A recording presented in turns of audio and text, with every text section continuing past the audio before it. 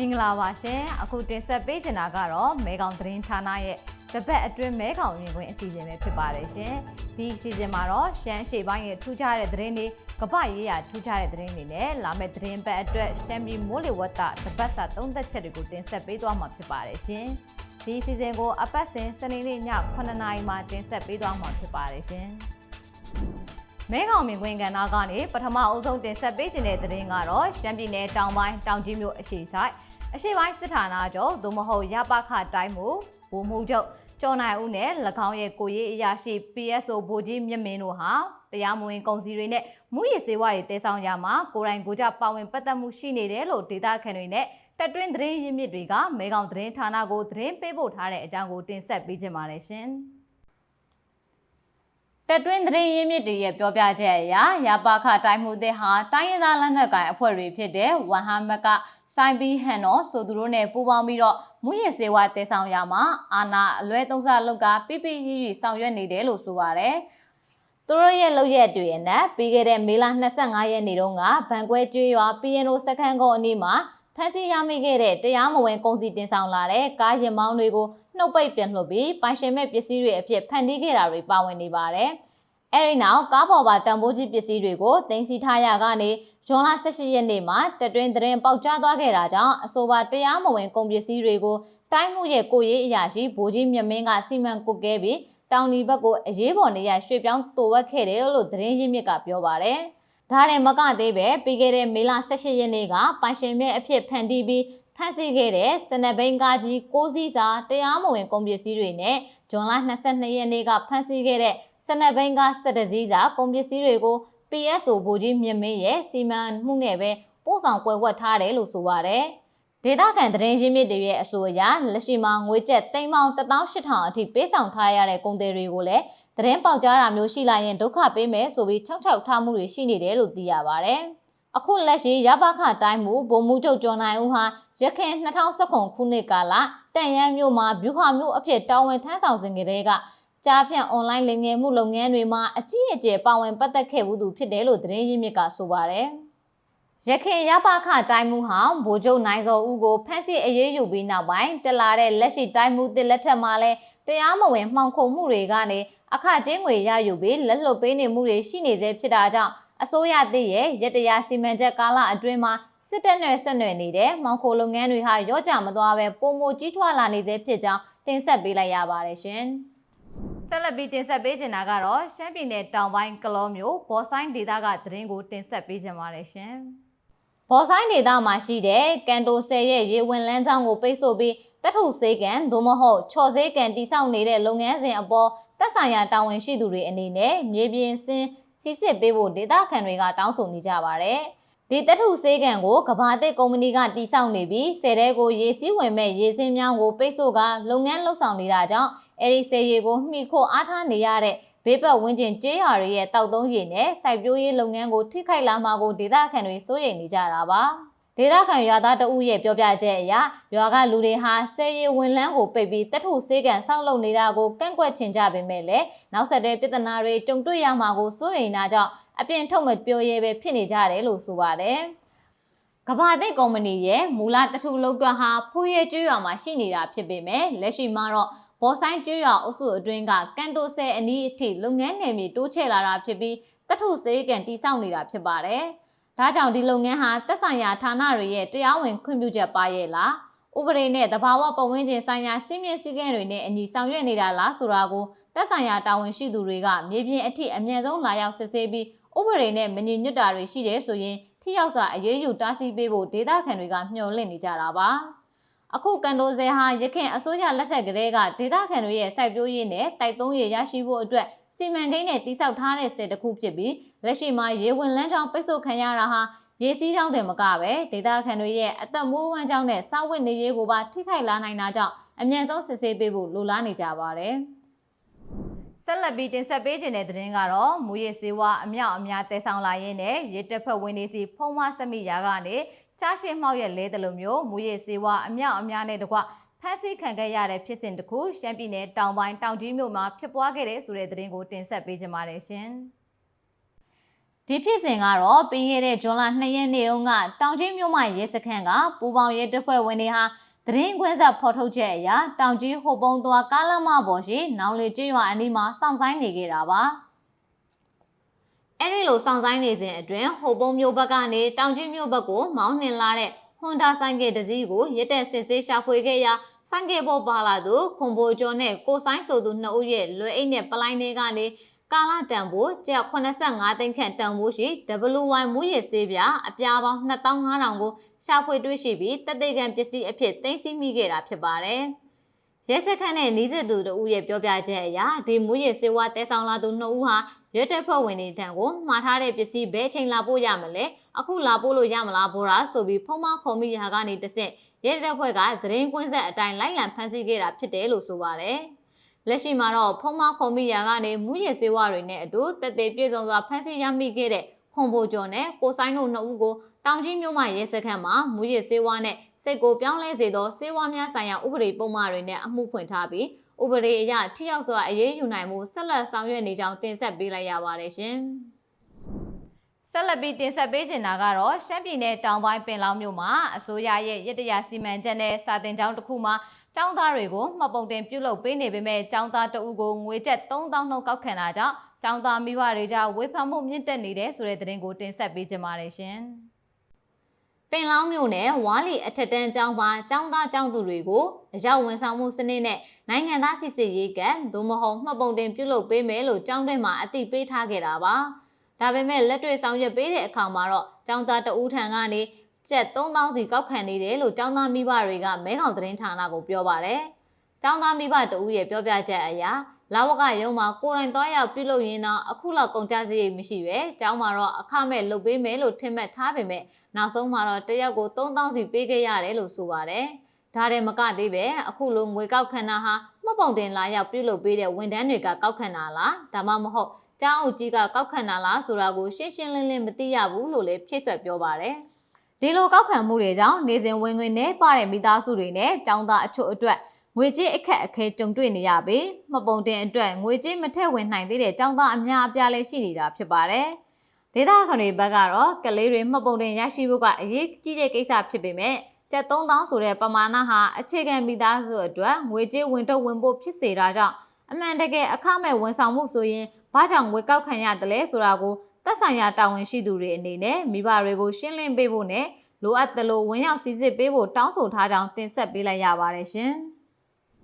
နိုင်ငံတကာသတင်းတွေဘက်မှာတော့ထိုင်းနိုင်ငံမှာအသက်17နှစ်အရွယ်ကလေးငယ်တဦးကားခိုးမောင်းရာကနေတိုင်မီလို့ပြန်လွန်တော်မူသွားတဲ့တန်ဃာတော်ဦးရေ10ပါးအထိရှိလာတဲ့ဆိုတဲ့သတင်း။အင်ဒိုနီးရှားမှာမော်ပညာနဲ့မိမကိုအတွင်းထည့်ထားတဲ့အစီရင်အလုံးကြီးကိုထိုင်းစစ်ရုံးမှဆရာဝန်များအောင်မြင်စွာခွဲထုတ်နိုင်ခဲ့တဲ့သတင်း။အရက်မူပြီးတော့လီတာ90ခန့်ရေတိုင်ကြီးအတွင်းဝင်အိတ်နေသူတဦးကိုတေဆုံးပြီးအထင်နဲ့ရဲတပ်ဖွဲ့နဲ့ကယ်ဆယ်ရေးအဖွဲ့တွေလာရောက်ခေါ်ထုတ်ခဲ့ရတဲ့သတင်းစာရာတွေကိုတင်ဆက်ပေးသွားမှာဖြစ်ပါတယ်ရှင်။နိုင်ငံတကာသတင်းတွေဘက်မှာတော့ထိုင်းနိုင်ငံအရှေ့မြောက်ပိုင်းမုတ်တဟန်ခရိုင်အတွင်းဖျားဖို့ကြွလာတဲ့တန်ဃာတော်တွေကို17နှစ်အရွယ်ကလေးငယ်တဦးကပိကက်ကားနဲ့ဝင်ရောက်တိုက်ခိုက်မိခဲ့လို့ဖြစ်စဉ်မှာပြန်လွန်တော်မူသွားတဲ့တန်ဃာတော်အရေးအတွက်ဟာအခုအခါ10ပါးအထိရှိလာပြီဖြစ်ကြောင်းသက်ဆိုင်ရာတာဝန်ရှိသူတွေကသတင်းထုတ်ပြန်လိုက်ပါတယ်။ဒီရင်တိုက်မှုဟာပြီးရတဲ့ကြာသပတေးနေ့ကဖြစ်ပွားခဲ့တာပါ။တန်ဃာတော်35ပါးနဲ့လူပုဂ္ဂိုလ်9ဦးပါဝင်တဲ့ဖျားဖူးအဖွဲ့ဟာလမ်းဘေးအတိုင်းလမ်းလျှောက်ကြွနေစဉ်အတွင်းမိဘတွေရဲ့ပစ်ကက်ကားကိုခိုးမောင်းလာတဲ့အသက်17နှစ်အရွယ်ကလေးငယ်ကမျက်နှာချင်းဆိုင်ဝင်ရောက်တိုက်မိခဲ့တာဖြစ်ပါတယ်။ဒီအခြေအနေကြောင့်တန်ဃာတော်9ပါးကတော့အခင်းဖြစ်ပွားရာနေရာမှာတင်ချက်ချင်းပြန်လွန်တော်မူခဲ့ပြီးကျန်တဲ့9ပါးကတော့ဆေးရုံအရောက်မှာထပ်မံပြန်လွန်တော်မူခဲ့တာဖြစ်ပါတယ်။မုတ်တဟန်မြို့နယ်ရဲတပ်ဖွဲ့မှရဲမှုကြီးရဲ့တောက်ကြနေထုတ်ပြန်ချက်အရလက်ရှိမှာဒဏ်ရာရရှိထားသူတွေအနက်10ပါးဟာဆေးရုံမှာဆေးကုသမှုခံယူနေဆဲဖြစ်ပြီးအဲ့ဒီထဲက2ဦးကတော့အခြေအနေအလွန်စိုးရိမ်ရတယ်လို့သိရပါတယ်။ရမောင်းဖြစ်သူအသက်17နှစ်အရွယ်ကောင်လေးဟာဖြစ်စဉ်ကြောင့်တုံလုံးထောက်ချပြီးရဲတပ်ဖွဲ့ကိုထွက်ဆိုချက်မပေးနိုင်သေးတာကြောင့်လက်ရှိမှာတော့မိခင်ဖြစ်သူနဲ့အတူကလေးတငယ်ဆောင်းလျှောက်ရင်းနဲ့လူမှုဝန်ထမ်းအဖွဲ့တွေထံလွှဲပြောင်းပြီးစိတ်ပိုင်းဆိုင်ရာဆန်းစစ်မှုတွေပြုလုပ်နေတယ်လို့ရဲတပ်ဖွဲ့ကဆိုပါတယ်။ထိုင်းနိုင်ငံရဲ့တရားဥပဒေအရအသက်12နှစ်အောက်ကလေးတွေဟာဘယ်လိုပြစ်မှုမျိုးကိုမဆိုရာဇဝတ်ကြောင်းအရအရေးယူခံရခြင်းကနေကင်းလွတ်ခွင့်ရှိတာဖြစ်ပါတယ်။ လက်ရှိမှာတော့ရဲတပ်ဖွဲ့အနေနဲ့အသက်ရှင်ကျန်ရစ်တဲ့တန်ဃာတော်တွေနဲ့မျက်မြင်သက်သေတွေကိုခေါ်ယူစစ်ဆေးပြီးဥပဒေကြောင်းအရဆက်လက်ဆောင်ရွက်နိုင်မှုအတွက်စုံစမ်းစစ်ဆေးမှုတွေကိုအရှိန်မြင့်လှုပ်ဆောင်နေကြောင်းတင်ဆက်ပေးလိုက်ရပါတယ်ရှင်။ဆက်လက်ပြီးအသက်48နှစ်အရွယ်အမျိုးသမီးတဦးရဲ့မိမကိုယ်ထဲမှာထည့်ထားတဲ့မာကျောတဲ့အစီအရင်အလုံးကြီးကိုထိုင်းနိုင်ငံဆောင်းခလာခရိုင်ဟတ်ရိုင်စေယုံကြီးကတာဖွာမီရဲ့ခွဲစိတ်ဆရာဝန်အဖွဲ့ကဇူလိုင်2 ရက်နေ့တုန်းကအောင်မြင်စွာခွဲထုတ်ပေးနိုင်ခဲ့တဲ့သတင်းကိုတင်ဆက်ပေးပါမယ်။အဆိုပါအမျိုးသမီးဟာလွန်ခဲ့တဲ့နှစ်အနည်းငယ်ကအင်ဒိုနီးရှားနိုင်ငံမှာတွားရောက်နေထိုင်ခဲ့စဉ်အတွင်းအင်ဒိုနီးရှားဘာသာရေးဆိုင်ရာမှော်စရာတဦးကချစ်ခင်ဆွေးလန်းစေဖို့အတွက်စီရင်ပေးခဲ့တဲ့အစီအရင်ကိုခန္ဓာကိုယ်ထဲထည့်သွင်းခဲ့တာဖြစ်ပါတယ်။ဒီအစီအရင်အလုံးကြီးကြောင့်လွန်ခဲ့တဲ့3 နှစ်လုံးလုံးတင်ပတ်ဆုံတဲ့မိမကိုနာကျင်ကြိုက်ခဲတဲ့ဝေဒနာကိုစိုးစိုးရွားရွားခံစားရပြီးတဲ့နောက်ခရိုင်စေယုံတစ်ခုမှာ CT စကန်ရိုက်ကူးဖို့စစ်ဆေးခဲ့ရာကနေမြင်းခွာပုံစံနဲ့တူတဲ့မာကျောလွန်တဲ့အလုံးကြီးကိုတက်အိမ်အနီးမှာတွားရောက်တွေ့ရှိခဲ့တာဖြစ်ပါတယ်။ဆရာဝန်တွေရဲ့စစ်ဆေးချက်အရအဆိုပါအစီအရင်အလုံးကြီးဟာခန္ဓာကိုယ်အတွင်း10 စင်တီမီတာကနေ12 စင်တီမီတာအနက်ဝင်ရောက်နေတာကိုတွေ့ရှိခဲ့ရပါတယ်။ဟရိုင်စေယုံကြီးကတာဖွာမီရဲ့ခွဲစိတ်ဆရာဝန်အဖွဲ့ကကနဦးအဲ့ဒီအလုံးကိုချစ်ထုတ်ဖို့စဉ်းစားခဲ့ပေမဲ့အပိုင်းအစတွေကျန်ခဲ့ရင်တအိတ်နဲ့အခြားအရေးကြီးအင်္ဂါတွေကိုထိခိုက်ပျက်စီးနိုင်တာကြောင့်ဝမ်ဖိုင်နဲ့မိမကိုကိုခွဲစိတ်ပြီးတလုံးနဲ့အပြတ်ထုတ်ယူဖို့ဆုံးဖြတ်ခဲ့ကြတာဖြစ်ပါတယ်။ခက်ခဲနဲ့အောင်မြင်စွာခွဲစိတ်ဖယ်ရှားပြီးတဲ့နောက်မှာတော့ဆရာဝန်တွေကအပေါ်ယံကြောက်သားလိုမာကျောနေတဲ့အခွန်ကိုခွဲကြည့်ရမှာအတွင်းထဲကနေအလွန်နန်းစောနေတဲ့အစိမ်းရောင်နဲ့အနီရောင်မြေဈေးတွေအပြင်တလုံးကို9 မီလီမီတာခန့်ရှိတဲ့ရောင်စုံပတိလုံး17လုံးကိုရှာဖွေတွေ့ရှိခဲ့ပါတယ်။စစ်ဆေးချက်တွေအရအဆိုပါမာကျောတဲ့အခွန်ထဲကမြေဈေးတွေဟာတင်းချိုင်းမြေတွေဖြစ်တယ်လို့သိရပါတယ်။ခွဲစိတ်ဆရာဝန်ကြီးတွေရဲ့ပြောပြချက်အရအခုလိုခွဲစိတ်ကုသမှုခံယူခဲ့လို့သာတော်ခဲ့တာဖြစ်ပြီးအကယ်၍ခန္ဓာကိုယ်ထဲမှာပဲအပိုင်းအစတွေဖဲထုတ်ခဲ့ရင်ဒီအတွင်းထဲကအပုပ်ရည်တွေပြန့်နှံ့သွားပြီးအသက်အန္တရာယ်ကိုစိုးရိမ်ရမယ့်ဒုက္ခမျိုးနဲ့ကြုံတွေ့ရနိုင်တယ်လို့ဆိုပါတယ်။လက်ရှိမှာတော့ဟရိုင်ဆေးရုံကြီးကဒီဖြစ်စဉ်ကိုဆေးပညာနဲ့မှော်ပညာတို့ရဲ့တိုက်ပွဲအဖြစ်လူမှုကွန်ရက်စာမျက်နှာပေါ်မှာဖော်ပြထားကြောင်းတင်ဆက်ပေးလိုက်ရပါတယ်ရှင်။ဆက်လက်ပြီးထိုင်းနိုင်ငံမှာအရက်အမူးလွန်ပြီးနေအိမ်တအိမ်ရဲ့ခြံစည်းရိုးကိုကြောတက်ကလီတာ900ခန့်ရေတိုင်ကြီးအိုးကြီးတဲ့ကိုဝင်အိတ်နေတဲ့လူငယ်တယောက်ကိုတိတ်ဆုံးပြီးအထင်နဲ့ရဲနဲ့ကေစရေးအဖွဲ့တွေကလာရောက်ခေါ်ထုတ်ခဲ့ရတဲ့ဖြစ်စဉ်တစ်ခုဖြစ်ပွားခဲ့ပါတယ်။ဒီဖြစ်စဉ်ကတော့ပြီးခဲ့တဲ့ဇွန်လ1 ရက်နေ့ထိုင်းဒေသစံတော်ချိန်မနက်7:00 နာရီခွဲဝန်းကျင်ခွန်ကန်ခရိုင်ဖင်ဟာဆက်လမ်းဘေးရှိနေအိမ်တအိမ်မှာဖြစ်ပွားခဲ့တာပါ။အဲ့ဒီအိမ်ကအလုတ်သမားတချို့ဟာရေတိုင်ကြီးထဲမှာလူတယောက်ဝင်ရောက်ပြီးမလုံးမရှက်ရှိနေရကိုမြင်တွေ့ခဲ့ရတာကြောင့်တေဆုံးနေပြီးအမှတ်နဲ့ရဲတပ်ဖွဲ့ထံအကြောင်းကြားခဲ့ရာကနေရဲနဲ့အတူကယ်ဆယ်ရေးအဖွဲ့တွေအပြည့်အလွှာရောက်ရှိလာခဲ့တာဖြစ်ပါတယ်။ကယ်ဆယ်ရေးအဖွဲ့တွေရောက်ရှိလာတဲ့အချိန်မှာတော့တိုင်ကြီးအတွင်းကရဲတွေကိုအရင်ဆုံးဆုတ်ထုတ်ခဲ့ရပြီးအဲဒီနောက်မှာအထက်ကလူငယ်ကိုတိုင်ကြီးအပြင်ဘက်ရောက်အောင်ခက်ခဲခေါ်ထုတ်ခဲ့ရတာပါ။အဆိုပါလူငယ်ကိုကယ်ဆယ်ရေးအဖွဲ့တွေကအကြိမ်ကြိမ်ခေါ်နှိုးပြီးတဲ့နောက်တတိယနိုးလာတဲ့အချိန်မှာတော့သူဟာအရက်တွေအလွန်အမင်းမူးလွန်သွားတာဖြစ်ကြောင်းဆိုပါတယ်။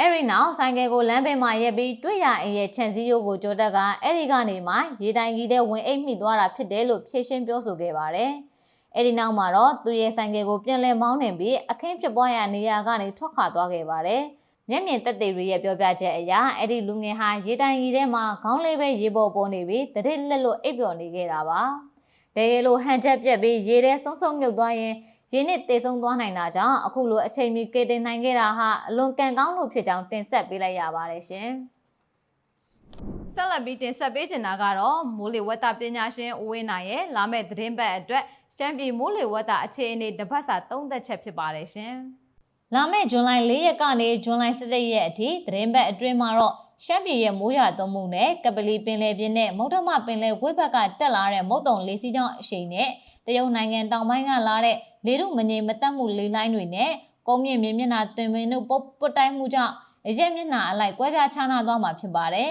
။အထူးသဖြင့်ရှမ်းမြောက်နဲ့အရှေ့မြောက်ဘက်နယ်စပ်တကြောမှာရွာမဲ့မိုးဟာတရုတ်နိုင်ငံတောင်ပိုင်းကလာတဲ့လေလိုင်းနဲ့အရှေ့တောင်ဘက်ကမုတ်တုံလေငွေတွေစုံစည်းပြီးကုန်းမြင့်တောင်တိုင်းနဲ့ဓာတ်ရိုက်ပုတ်တိုက်မိတာကြောင့်မိုးရေချိန်ပုံမိုစုပုံများပြားလာနိုင်တဲ့အခြေအနေရှိပါတယ်။ဆက်လက်ပြီးရှမ်းပြည်နယ်အတွင်းဒေသအလိုက်မိုးရေချိန်ရရှိနိုင်မယ့်ခန့်မှန်းချက်တွေကိုတင်ဆက်ပေးပါမယ်။ရှမ်းပြည်နယ်တောင်ပိုင်းဖြစ်တဲ့တောင်ကြီးခရိုင်ကလော်ဖေကုံနှံ့စွမ်းနဲ့လွိုင်းလင်းခရိုင်အပါအဝင် လွင်ပြင်ဒေသအချို့မှာတော့အနောက်ဘက်ရခိုင်ကမ်းလွန်ကလေဖီအားနှိမ့်ရဝင်းကနေရေငွေတွေကိုဆွဲယူထားတာကြောင့်ကုန်းမြင့်အတားအဆီးတွေကြောင့်ပါတပတ်စာမိုးရေချိန်30ကနေ65မီလီမီတာပဲရှိမှာဖြစ်ပြီးရဦးပိုင်း3ရက်အတွင်းမိုးပုံမှန်ခက်ကြဲကြဲရွာအောင်မှာဖြစ်ပါတယ်။ကြောင်မဲလာရှိုတီဘောနဲ့ရှမ်းအရှေ့ပိုင်းကျိုင်းတုံတာချီလိတ်တို့မှာတော့သတင်းပတ်အလဲပိုင်းကနေနောက်ပိုင်းမှာမိုးစိတ်စိတ်နဲ့မိုးအသင့်အတက်80မှ110မီလီမီတာရရှိမှာဖြစ်ပါတယ်။တစ်ဖက်မှာလည်းမူဆယ်လောက်ကိုင်းကိုကန့်ဒေသနဲ့ဝအထူးဒေသတွေမှာတော့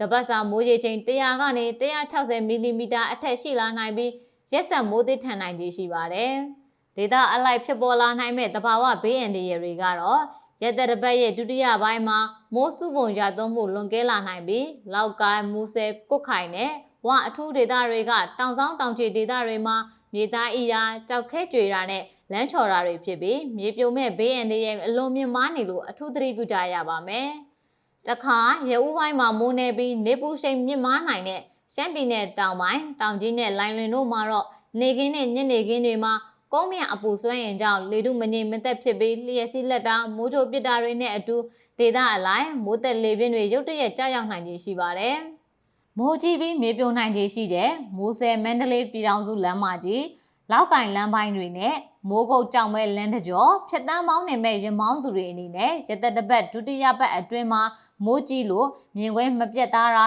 လမ်းချော်တာစတဲ့အန္တရာယ်တွေကိုအထူးသတိပြုကြဖို့လိုအပ်ပါတယ်။စိုက်ပျိုးရေးအနေနဲ့လည်းမိုးနဲ့မဲ့ရှမ်းတောင်ပိုင်းကအာလူဂေါ်ဘီခရမ်းကျင်စိုက်ခင်းတွေအတွက်ရေသွင်းယူမှုစနစ်ကိုစနစ်တကျစီမံကြရမှာဖြစ်ပြီးမိုးများလာမဲ့ရှမ်းမြောက်ပိုင်းနဲ့နေဆက်ဒေသတွေမှာတော့ချောင်းကျင်းမြောင်းကျင်းအနီးကစိုက်ခင်းတွေရေရှမ်းရေဝတ်ပျက်စီးမှုမရှိစေဖို့အတွက်ရေနှုတ်မြောင်းတွေကိုကြိုတင်ပြင်ဆင်ထားကြပါရန်နှိုးဆော်တင်ပြလိုက်ရပါတယ်ရှင်